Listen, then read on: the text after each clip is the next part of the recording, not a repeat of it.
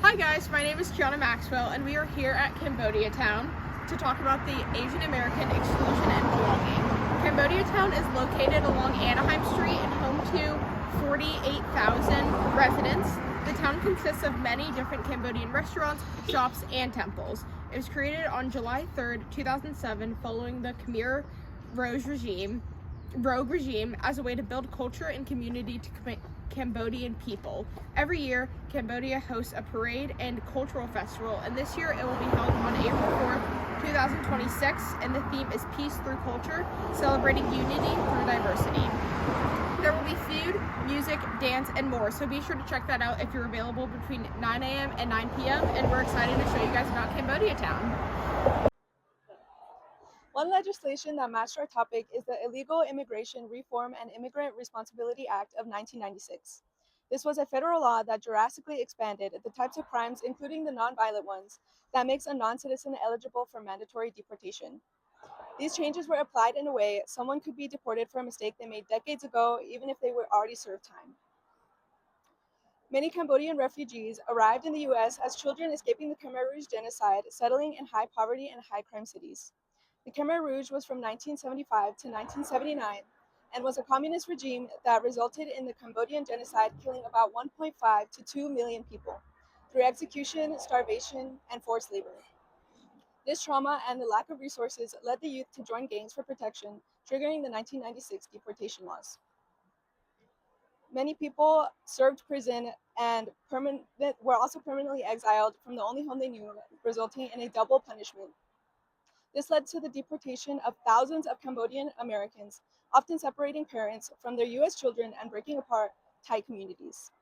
For a country healing from Khmer Rouge, this policy reinforces the idea that the American identity feels temporary, like the right to stay is always at risk. One legislative event that connects to our topic is the Immigration and Nationality Act of 1965. So this law changed the U.S. immigration by removing old racist quotas.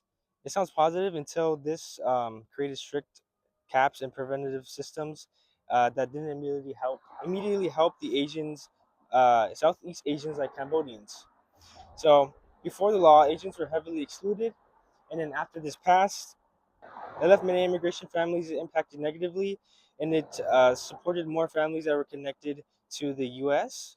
So many Cambodians didn't have connections. So when this came into 1970, they faced limited support and barriers of entry. So this shows laws rarely helped the Cambodian people in the U.S. For an event, it was the Cambodian genocide of April 17th, 1965. So Ahmed left many significant and tragic events in the Cambodian history. So this was led by Khmer Rouge under the Pol Pot. So during the massacre, 1.17 to 2 million people massacred. They were either forced in labor or just executed.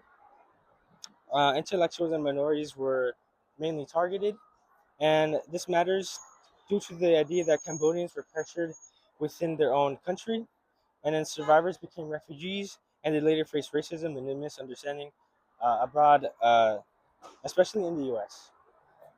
And for the policy, it's a U.S. refugee settlement policy. So after the Cambodian genocide, many came to the U.S., and the government created a policy to spread out the refugees across the country. This left them to settle in places they were unknowing of, so like different cities and states. And then after this, it led to the isolation and the poverty of many Cambodians, and this ignorance left many without jobs and education. Okay, here we are in front of the United Cambodian Community Center. The United Cambodian Community Center is one of Cambodian town's staples when it comes to keeping the history and community connected. The UCC Plaza opened in 1977 by a small group of Cambodian refugees who immigrated to Long Beach. The UCC works hard to keep local engagement that embodies the Cambodian cultural values.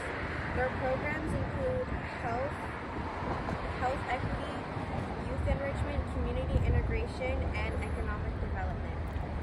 Along with the United Cambodia Community Center, another historic spot in Cambodia Town are the temples. Long Beach is home to two prominent Cambodian Buddhist temples. These temples serve not only as a place of worship, but as a community hub, hosting senior programs as well as cultural events. This temple behind me was founded in the late 1980s by Cambodian refugees. The cultural landmark was resembled after the Angkor Wat, which is Cambodia's largest religious monument. Angkor Wat was originally dedicated to Vishnu before becoming a Buddhist temple.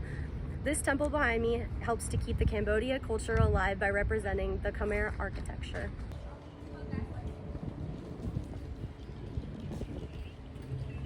Hi, my name is Natalie Bautista, and Cambodian refugees in undeserved areas of Long Beach fought for visibility and recognition. This connects to the civil rights movement through the lens of refugee settlement and systemic advocacy. The community utilizes activism and social justice and cultural preservation. The Cambodia Town Mural Project put up 8 big murals along Anaheim Street. Local artists like Stay on Cypress South ran workshops with neighbors so the art came from the community and not just from the outside. The Black Panther Party made their own big newspaper. It ran several programs like free breakfast and community schools. It was their way of teaching and helping each other without waiting for the government. Whether it's a newspaper page or art on a wall on Anaheim Street, controlling your own story is a survival skill. Cambodia's town murals, memories, and survivor stories are the grassroots archive that does the same work the Banthas did. Turn memory into power for the community. Cambodia Town and Long Beach can be understood through critical race theory because its history reflects how social inequalities shape the experiences of Cambodian refugees in the United States. After fleeing the Khmer Rouge genocide in 1975-1979, many Cambodians were resettled in the U.S. under the Refugee Act of 1980, with large numbers placed in Long Beach due to affordable housing and existing support networks.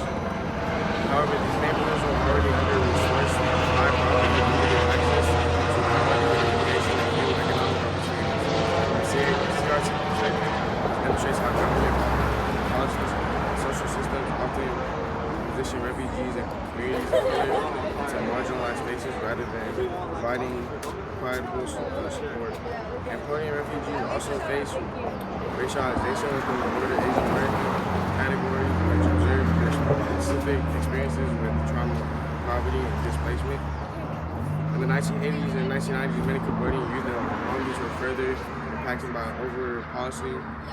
over-policing and gang violence, reflecting how systems neglected and criminalized population and distribution. Despite these challenges, the development of Cambodia Town represents communities like resilience and resistance as Cambodian Americans build businesses, cultural institutions, and social networks to preserve their identity and improve their conditions within systems shaped by racial equality.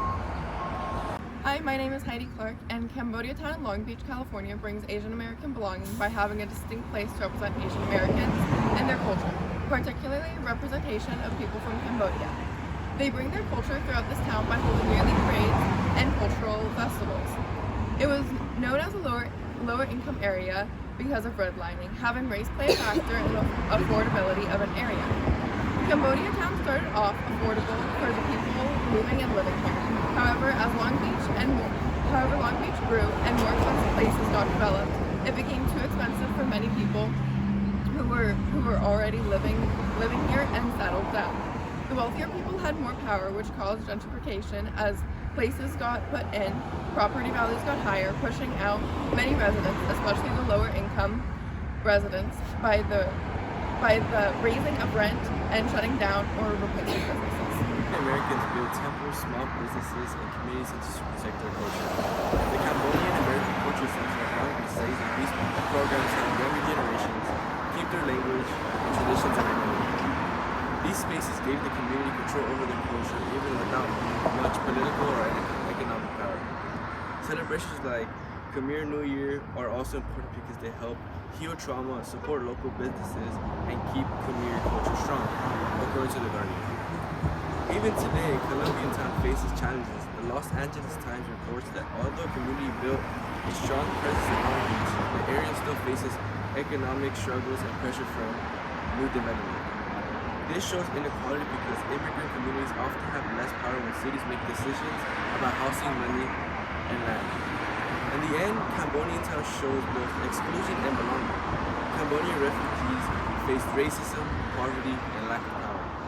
But they created a strong community where they could belong.